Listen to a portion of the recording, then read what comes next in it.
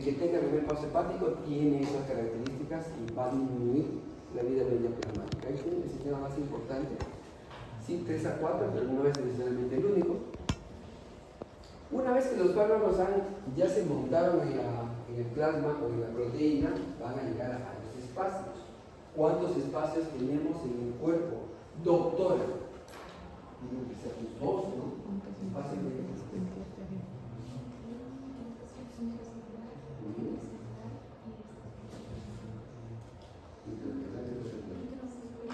¿Cómo se mide el receptor?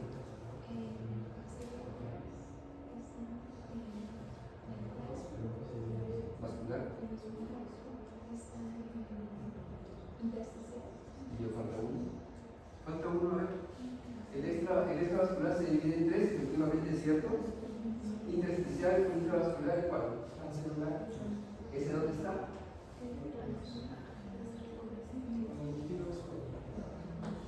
Está en la pleura, una cantidad pequeña en el saco pericárdico, en las articulaciones, ¿eh?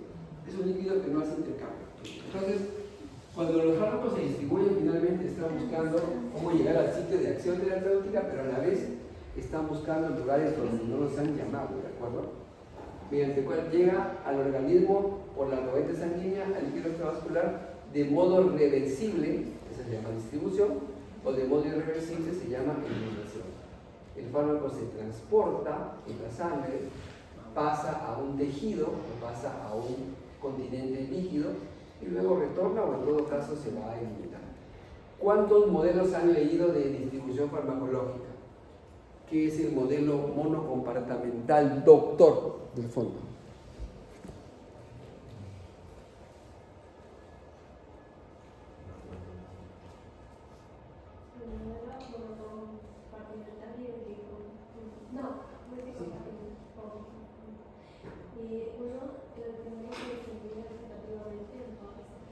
Muy bien. Y en el segundo tenía afinidad por los tejidos polarizados, los órganos polarizados. Dos territorios, ¿no es cierto? Uno bien vascularizado y otro menos vascularizado. Bien, vamos a ver.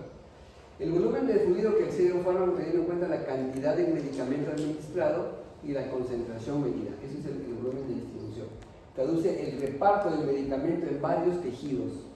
Como ven, van a llegar a tejidos que son mi objetivo terapéutico y a otros que finalmente pueden originarme más problemas. ¿Okay? ¿Qué más tenemos aquí? Volúmenes de distribución. Tenemos un volumen de 0,6. ¿Por qué 0,6? ¿Por qué 0,6, doctora? Aquí es igual a 0,6. De agua en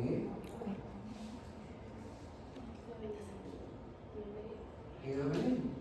Tu cuerpo es 60% agua, pues en un niño es mucho mayor ese porcentaje, ¿de acuerdo? Entonces, tomamos como referencia el 0,6 de agua intercambiable que tenemos en el organismo. Superiores a 0,6, el medicamento solo se reparte en el agua intercambiable y se liga también a proteínas estructurales celulares. Por tanto, pasa al plasma y llega también a los tejidos, ¿de acuerdo? En los tejidos será una concentración alta y en el plasma será una concentración baja. Rápidamente va a ingresar a los lugares. Si es entre 0,1 y 0,6, el fármaco va a difundir al líquido intersticial, pero no penetrará con la misma facilidad que el primero a las células, de modo que la concentración visceral va a ser baja y la plasmática será moderadamente alta, no tan alta, es intermedio. Y lo más pequeño, los valores menores de 0,1 litro por kilo, los medicamentos se unen a proteínas plasmáticas y prácticamente no pasan nada a los tejidos, o pasan de manera muy limitada. Entonces tenemos ahí tres volúmenes diferentes. ¿De qué depende? Pregunta el examen, la distribución de un fármaco del flujo sanguíneo. Uno, por favor, anotando, el tamaño del órgano. En el caso del músculo, tiene mucha irrigación. Recuerden que almacena el 25% de sangre corporal, sobre todo en el varón, ¿de acuerdo? Puede que almacene grandes cantidades de fármacos si se le permite llegar en un estado estable. Tenemos, ahí tienen, a ver, ¿a dónde llega la sangre extra? Más frecuente. Por gramo de tejido por mililitro.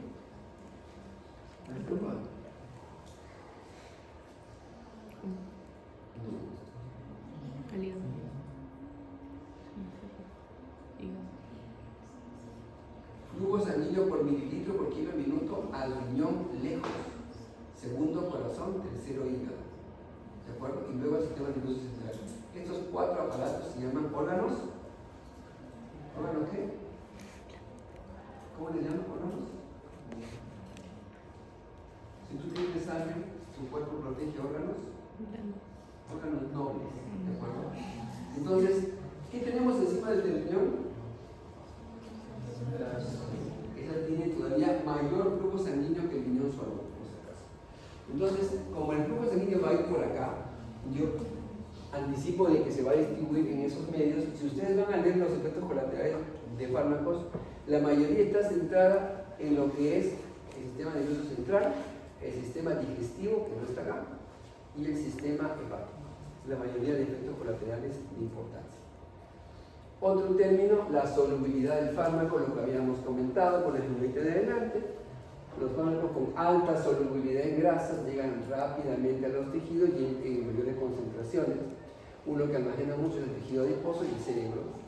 La unión de fármacos a macromoléculas, sobre todo tisulares, en el caso de la albúmina, por ejemplo con la warfarina, y el volumen de distribución aparente. ¿Cuál es ese volumen de distribución? ¿Cómo se puede medir? La cantidad de fármaco administrada y la concentración plasmática puntual en un periodo de tiempo. Entonces, factores que modifican la distribución, en resumen, secundariamente esto de acá: liposolubilidad, tamaño de partícula y unión a proteínas. Hemos hablado de los factores que son 5 por un lado, pero estamos hablando del resumen que son 3.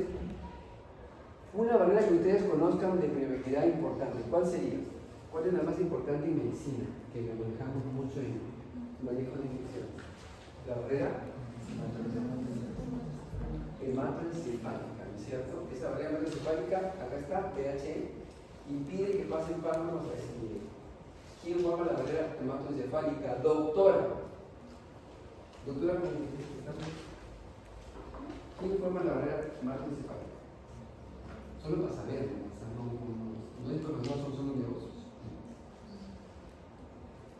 El capilar cerebral, ¿qué más? ¿Quién pone en su pata para poner una o una membrana basal? ¿Es el orden nervioso? Esa es la neurona. Una neurona, ¿vale? Es el astrocito. Muy bien. Entonces, el astrocito es el que genera ese pie que finalmente da esta barrera. Vale, otra barrera, por favor. A ver, hay 2 ahí, pero una más. Como diría Vandrus, 2 más, por favor, 2 más. A ver. Voy a poner 2 barreras más. Pongo la placentaria y la no encefálica.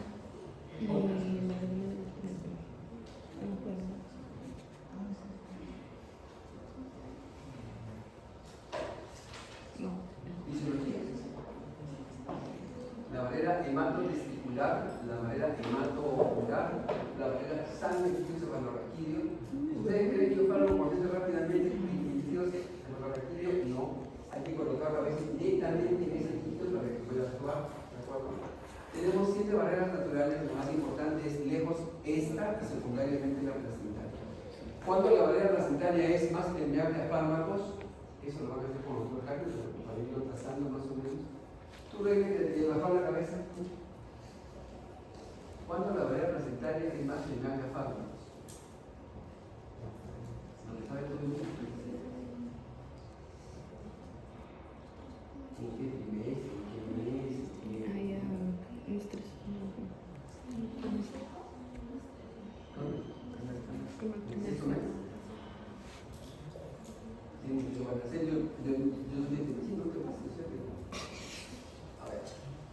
En el primer trimestre la placenta es como una hoja de papel, es bien grande y es finita, ideal para que pasen fármacos.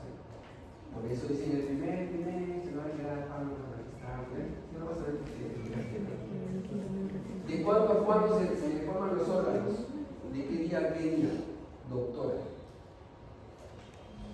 Esto lo he visto en biología. ¿Qué cosa?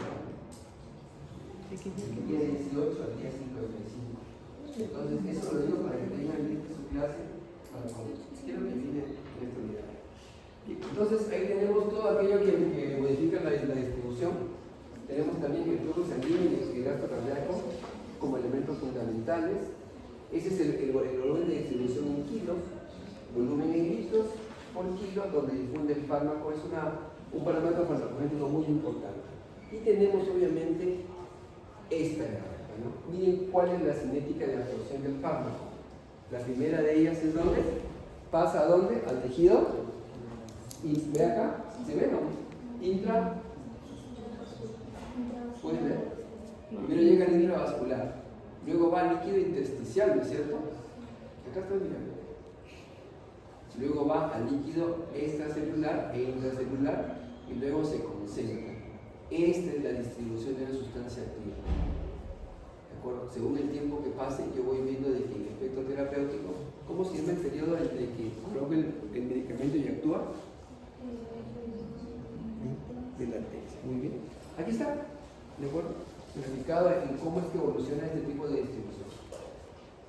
El volumen aparente de distribución se calcula dividiendo la dosis que has colocado sobre la superficie plasmática, que ya lo hemos comentado en diapositiva. Te da un volumen de distribución aparente en litros por kilo de peso. Ahí tienen sus curvas que van a hacer en la práctica o que ya han hecho en la práctica. Primero, ¿cuál es? La absorción, ¿okay? El equilibrio, la distribución, el metabolismo y la eliminación. Aquí está la curva perfecta para ver cómo es que el fármaco se comporta en esas fases. Y acá tenemos otra diapositiva. Esta acá no la tienes, por cierto. No la busco mucho. Tenemos la distribución, hay un compartimiento central, modelo monocompartamental, que es lo que me dijo la señorita con muchísima dificultad, dígase de paso. Es como si el fármaco entrara a una bolsa de agua, en otras palabras, ¿no? Llega a todos lados. Ese modelo monocompartamental tiene agua plasmática, intracelular, tejidos bien irrigados, corazón, pulmón, hígado, riñón, todo lo que hemos comentado en la diapositiva de distribución. Tenemos también el modelo bicompartamental, que tiene estas características. Tiene un compartimento central y un compartimento periférico de una velocidad menor, ¿de acuerdo? Agua intracelular poco accesible, tejidos menos irrigados, piel, grasa, músculo y médula ósea. La mayoría de fármacos cumplen el modelo bicompartamental. Y el modelo tricompartamental incluye también los fármacos que se van a depositar en el organismo. O sea, un fármaco se administra, pasa a un sistema central, pasa a un sistema más lento y llega a un sistema en el cual ya no sale, que se llaman los lugares de depósito. Entonces, ahí tienen ustedes los modelos si quieren verlos mejor: monocompartamental, bicompartamental, dos compartimentos que intercambian sustancias, una más rápidamente que otra, y el tricompartamental, donde ya hay un depósito de sustancias en un compartimento que no le retorna al plasma. A ver, distribución de fármacos ácidos y básicos. Vamos a ver este concepto. ¿Qué es el pK? ¿El pK del fármaco qué es? Es su pH. Es un pH al cual se encuentra 50% ionizado. Entonces, ¿cómo se absorbe? ¿Ionizado o no ionizado? Ionizado. ¿Por qué no ionizado? ¿Y por qué no ionizado? Si llegas a la célula que tiene cargas, el fármaco ionizado va si tiene cargas, se va a rechazar como local de la célula, ¿cierto? Se elimina después, se absorbe de forma no ionizada. Entonces, ¿dónde se van a absorber los fármacos ácidos y básicos? Donde tengan un pH adecuado para ellos. Fármacos ácidos se absorben en el estómago y básicos en el intestino. ¿Por qué? Porque en el estómago, Los ácidos. una vez que cae el fármaco ácido en un pH, ¿cuánto es el pH del estómago? 4 a 5. Ahí está la parte de pH, más o menos. De 3 a 4. 3 a 4. 3 a 4, muy bien. ¿Y por qué dice que es 1 a 2? ¿O no es 1 a 2? Depende del tiempo, de que esté más cerca de las horas de comida. Muy bien. El pH del estómago cambia todo el día. Es en la mañana, a mediodía y cerca de la tarde son los pH más bajos, pero luego se mantienen en 4. ¿Qué pasa cuando un fármaco ácido llega al estómago? Prácticamente todo el fármaco gira a la forma no ionizada. porque está en su mismo hábitat de pH coincidente con él. ¿Qué pasa cuando un fármaco básico llega al intestino? Igualmente, entonces hay fármacos que se absorben mejor en el estómago, ácidos, y los otros en el intestino que son básicos. ¿De acuerdo? Aquí tienen ustedes un efecto importante, se me pasó. Ahí está. Ahí está. Naproxeno, pH ácido, se absorbe ¿dónde? En el jugo de gástrico. Secundariamente a los efectos colaterales que van a ver, naproxeno en jugo gástrico, ¿ok? Un total básicamente de estos motivos. Y la morfina, un fármaco básico por su pH, se disocia mejor aquí, como ustedes pueden ver, en la zona en la cual tenemos un pH acorde con él. Eso también lo comentamos hace un rato, lo comentaron por ahí, la vía de la fera puede que también sea una vía en la cual se retengan fármacos y se inactiven fármacos, pero su potencial es mucho menos significativo que el hígado, de manera que generalmente no se considera. Si yo les pongo en el examen la biodisponibilidad de la vía endovenosa, teóricamente es 100%, ¿eso es correcto o no? ¿Por qué digo teóricamente? Porque no le quito la palabra teóricamente. Porque la vía endovenosa va a pasar por acá de todas maneras. Y puede, en teoría 100%, pero puede que aún por vía endovenosa, un poco de fármaco, como ven en el comentario de atrás, puede que se inactive en este nivel. ¿De acuerdo? ¿Dónde almacenamos drogas?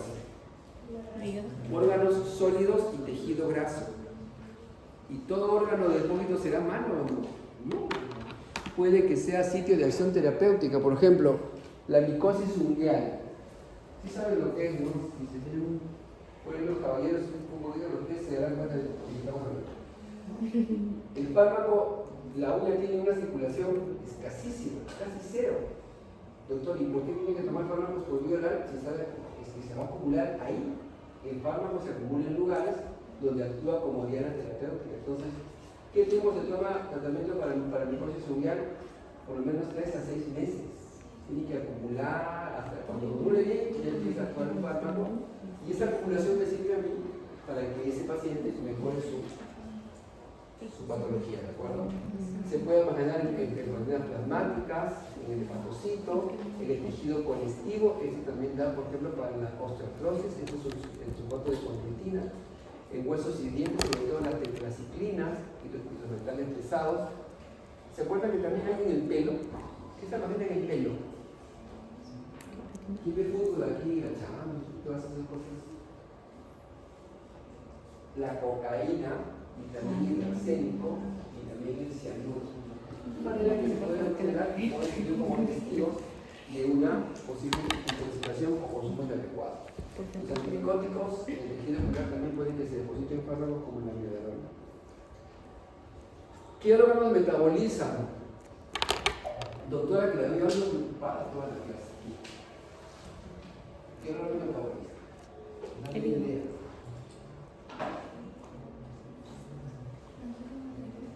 Sí, ácido, no sé qué.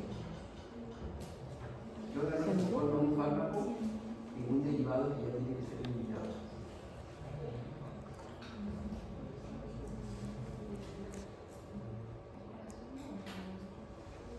Yo no tengo, dijo no tengo. Cuando se pasa toda la sangre del cuerpo, debe tomar fármacos para eliminarlos, para prepararlos para eliminarlos. Otra señorita, por donde pasa toda la sangre y también puede tomar fármacos para eliminar otro. No, muy bien, otro órgano. No es solo un órgano metabólico, ¿de acuerdo? El más importante es el hígado, sí, digamos. Pero el riñón le sigue, el pulmón, el plasma, ¿de acuerdo? Y hay tejidos intermedios que también pueden originar metabolismo. Pero esto es muy pequeño. ¿Cuántas fases tenemos en el metabolismo? Son básicamente 2 en el metabolismo hepático. Vamos a ver cómo se reconocen estas fases. Tipo 1 y tipo 2. La tipo 1 es no sintética, quiere decir, yo le cambio el carácter a ese fármaco y lo vuelvo un metabolito activo de repente. ¿Cómo se llama ese fármaco? El que pasa por la fase 1 y recién se activa. ¿Cómo se llama? Puede que genere un metabolito tóxico inclusive uno genotóxico o carcinogénico. De manera que la fase 1 es muy importante. De la fase 1, ¿cuál es la reacción más importante? La oxidación, muy bien. Y en la fase 2, a ese fármaco, a este derivado que ya tenemos acá preparado, ya le pongo encima una mochila tan pesada que no puede entrar a tejidos, ya no puede actuar, ya nadie lo puede ver ese fármaco. Se le suma un grupo glucuronido, acetato, sulfato o metilo. Se vuelve pesado, más hidrosoluble y se elimina. De manera que la fase 1, la reacción son oxidación, reducción y hidrólisis que alteran o crean nuevos grupos funcionales o rompen enlaces liberando otros. ¿De acuerdo? Se obtienen moléculas más polares y hidrosolubles, fácilmente detectables, no en el 100%, sino lo hacen en un pequeño porcentaje, algunos que se activan con los profármacos. ¿Cuál es el más importante sistema? El citocromo P450 de la oxidación, cuya estructura y nomenclatura está acá. Este es el CYP, la familia, la subfamilia, la isoenzima y el alelo génico que tenemos aquí. Son 3 números generalmente que tenemos aquí, perdón, 2 números y una letra. Entonces, la oxidación es de lejos la más importante. ¿Dónde más tenemos citocromo P450? En el intestino. ¿Dónde más tenemos esto? En el pulmón. Pero está más desarrollado obviamente en el hígado. Entonces, ahí tenemos esto presente en el artículo hepático rugoso. El fármaco necesariamente no se va a inactivar, sino que puede que se active, y ya hemos comentado que estos son profármacos. Consecuencias de la fase 1 son esas, pregunta de examen, por favor. Primero, que el fármaco se inactive. Nada más. Lo inactivo en la fase 2 le colocaré en su mochila pesada y luego se va a eliminar. Puede que lo active, es un profármaco. Puede que transforme en un fármaco de una actividad similar, inclusive una actividad mayor. Morfina semipolonido es más potente que la morfina. De manera que la morfina entra al hígado, se metaboliza y ese primer abuelo es más potente que la morfina. Y convertir un fármaco activo en otro que sea tóxico o en todo caso carcinógeno. Son las consecuencias de la fase 1. Ahí tienen ustedes un resumen de la fase 1. Una vez que la fase 1 genera un metabolito, usted puede tener varias funciones, de hecho. Que sea reactivo, que sea citotóxico, genotóxico o que sea sensibilizante. E inclusive, la mayoría de veces puede que este fármaco pase aquí y aquí sea la fase en la cual se elimine sin ningún tipo de problema, pero tiene ese tipo de problemas. Otras funciones oxidativas son la hidroxilación, la N de alquilación o la O de alquilación, la desaminación y la formación de sulfóxidos en el caso de los clorhidratos. No es la única reacción de oxidación por si acaso. Este citocromo P450, descubierto hace mucho tiempo, tiene alrededor ahora de más o menos 120 enzimas, de los son 112 está por dentro. Son 12 a 50 familias, tienen esta nomenclatura que hemos comentado, CYP, familia, subfamilia y número de su enzima, ¿de acuerdo? Son genéticamente polimórficas. Las CYP 3A4 que yo tenga, con la que tenga ella y la que tenga ella, van a responder diferente. Genéticamente somos distintos. De manera que si tomamos todos Panadol los tres, puede que yo me intoxique y ellas con la misma dosis no lo hagan, pesando más o menos lo mismo, ¿de acuerdo? Entonces la expresión genética de cada una de ellas es polimórfica. Hay metabolizadores lentos y metabolizadores rápidos.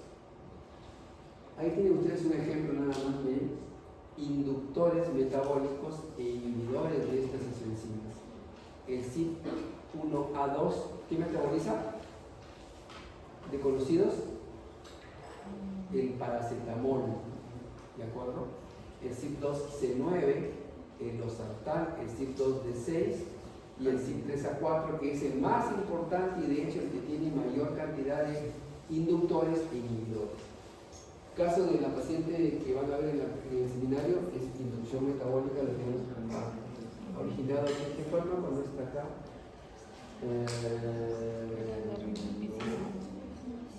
No está acá. Ah, acá está, la rifampicina.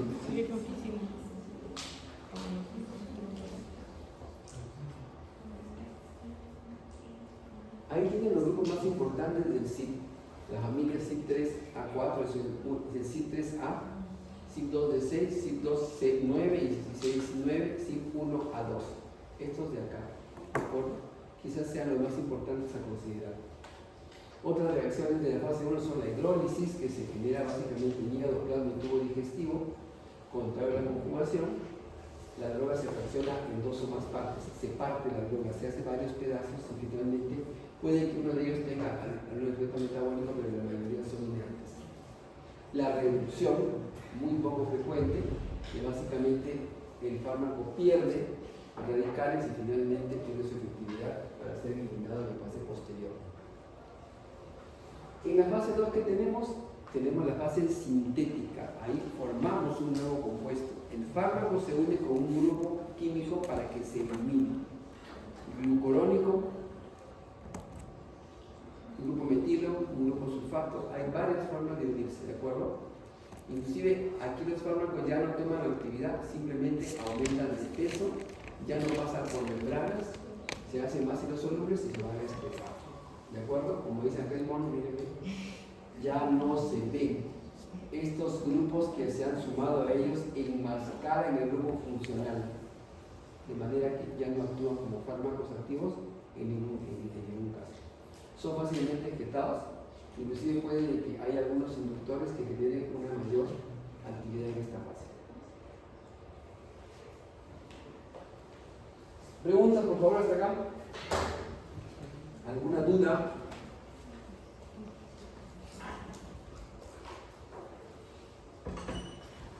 La clase va a quedar grabada acá, por favor, si alguien tiene su correo, la abre con toda confianza y firma.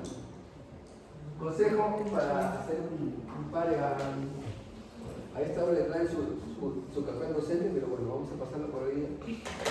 Primero lean la clase, primero vengan a la clase. Segundo, lean la clase. Tercero, vean videos cortitos, de 3 minutos, máximo 5 minutos.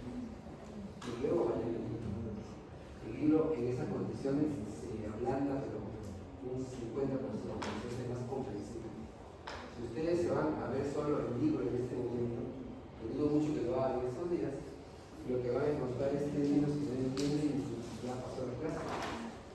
La idea sería que después de cada tema son 3 horas de lectura adicional por tema, 3, no solo sería 3 horas de lectura adicional. Pueden hacer 1 hora de videos y de recursos gráficos y 2 horas de lectura, pero en ese orden: clase, videos y no de papel. Háganlo así y vayan leyendo ya esta parte. ¿De saben cuándo es? ¿En un mes? ¿Un mes y 10 días? Muy bien. Entonces, no habiendo preguntas, ¿qué órganos excretan? Doctora, usted. ¿Yo? Ya, viene a ser el riñón. Muy bien, ¿qué más? También se puede eliminar por pulmón, que hemos visto. Muy bien, ¿qué más? Puede ser también por lo que viene a ser la bilis en el intestino. Biliar, maravilloso, ¿qué más? Para, Y ¿qué ya. más? No, Por el intestino. para tampoco.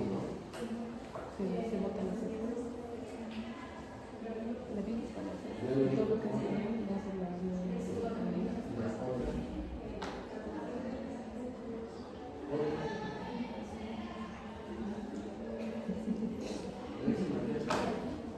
O sea, hay vías de excreción mayores y menores. La mayor lejos es la vía renal y hepática. Y hay vías menores menos importantes. ¿El día del examen qué vía vas a usar? ¿Cuál? La lacrimal. Entonces, pasamos. La excreción esta es muy importante. Si un fármaco no se excreta, se acumula y genera toxicidad, ¿ok? Entonces, este proceso también es muy importante. El proceso de excreción y su importancia es capital. Si yo hago a mi paciente un fármaco, sobre todo que toma varios fármacos, debemos saber si comparte su misma vía de eliminación. Si la comparte, mucho cuidado. Tengo que investigar la reserva funcional de órgano capital. ¿Cómo saben ustedes cuánto está que el riñón funciona? ¿Cuánto es su capacidad de ejecutar fármacos? ¿Cómo lo adivina la fisiología? ¿Es esto de acá? ¿No es? Por el examen de la El examen de la orina. ¿De la orina? Pues está medio ahí. Ya ha llegado a fisiología renal, así que ya le voy a preguntar eso. ¿Cómo sé que el riñón funciona, doctora?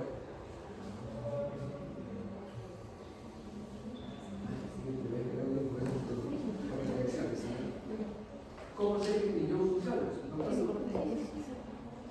¿Qué miedo para eso? Le va a dar ahí un tratamiento de conjuntivitis aguda, 28 días de antibióticos, pero que le va a rendir al riñón. ¿Cómo piden la deficiencia renal para saber que ella no va a tener un problema de cercano, cerca, no es eso, pero ¿qué cosa es la requina? ¿Qué cosa? ¿La requina sola? ¿Cómo me dicen?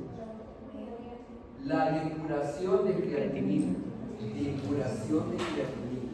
¿De acuerdo? Entonces, vamos a ver ahora cómo es esta expresión, por favor, atentos. Expresión de eliminación. ¿Será lo mismo? Una excreta un producto que ha procesado y uno elimina fármacos a veces tal cual, eliminan por la orina o por la vía digestiva. Entonces, los órganos de ustedes ya los han comentado. Vamos a ver ahora excreción. ¿Está? Vísceras paterna, sudor, lágrimas, piel, pulmón, ¿de acuerdo? Tiempo de vida media te dice mucho de cómo están tus órganos excretores. ¿Qué pasa si yo le coloco un antibiótico a un paciente con insuficiencia renal? ¿Cómo tienes? Sí. ¿Va a durar más o va a durar menos? Tiene insuficiencia renal y se metaboliza bien.